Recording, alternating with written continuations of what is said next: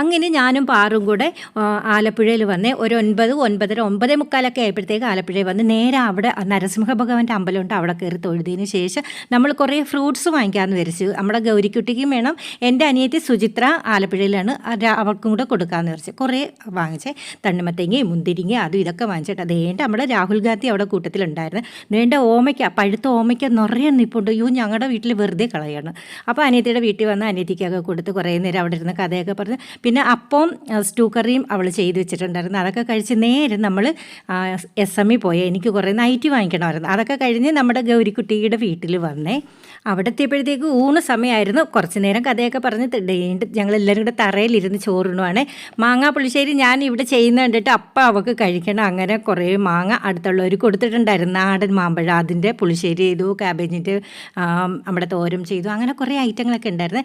ഞങ്ങളെല്ലാവരും ഇരുന്ന് ഒരേ കാര്യങ്ങളൊക്കെ പറഞ്ഞ് തേജുവിൻ്റെയും നവനീൻ്റെയും നമ്മുടെ കമൻറ്റ് ചെയ്യുന്ന കുറേ കൂട്ടുകാരെ കാര്യങ്ങളൊക്കെ നമ്മൾ പറഞ്ഞു കേട്ടോ, എല്ലാവരുടെ കാര്യം പറഞ്ഞ്. അപ്പോൾ ഇന്നത്തെ വിശേഷങ്ങൾ ഇത്രയേ ഉള്ളൂ. ടാറ്റാ.